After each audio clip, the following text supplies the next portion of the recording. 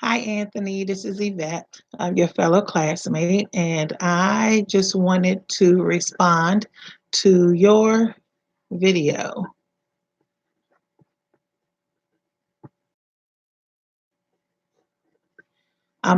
Your actual post for the fish um, case study that we just finished going over this week in class. I agree with you that it is a case study. However, I'm not sure that it was presented by the student's professor. It looks like it was presented by the student about the professor who I don't know how to pronounce that name, but I would assume it is pronounced as Agassiz.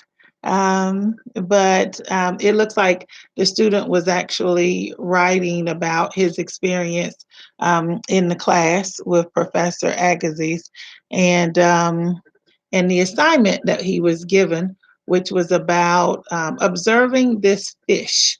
So I do believe that it was rooted in observation, and that much of what the professor was trying to get the student to do was go deeper than what he actually saw. Many times when we are doing research, we focus on what we already know or what we think we know. And if we do that, we leave out a great deal of information. And that's what was happening when the student was looking at the fish, which were the instructions that he was given, was to look at the fish. However, the professor gave him some specific instructions about what to do to make sure that the fish was continued to be kept moist, to put the lid back on the container of alcohol loosely, and to continue to write about what he actually was observing. The students seemed to get disengaged in that process fairly quickly. Or so we can say that it's fairly quickly. It says that about after the first 10 minutes, he was so disengaged and over that process that he decided to leave the lab.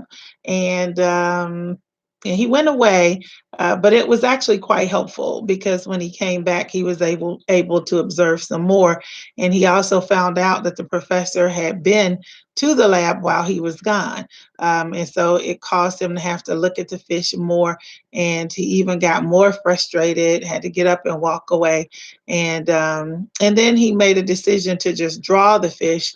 And once he started drawing things about the fish, including scales and the number of scales, counting the scales on the fish, etc., then he got a little bit more re-engaged in the process of learning. When the professor came back in, he found him engaged in that process by drawing the fish, and he kind of um, I guess, encouraged him that that was a good way. By drawing it, you could find out more details. I think that when we're doing research, we have to step away sometimes and to do a little bit of recollecting ourselves and thinking about what we're learning from a different perspective so that we can allow all facets to be or become a part of our learning process. If we just stay entrenched on where we are, sometimes we miss a big portion of information.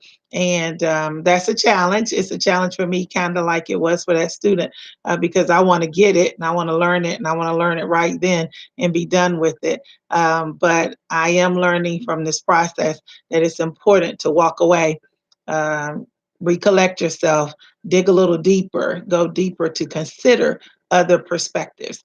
So I did appreciate your perspective, even about there being a possibility of another fish.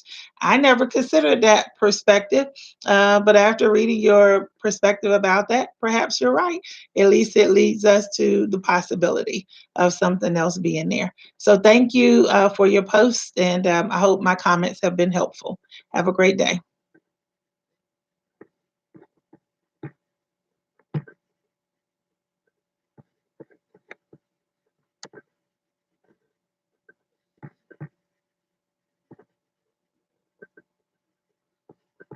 Yeah, I don't know how to stop it. Hold on.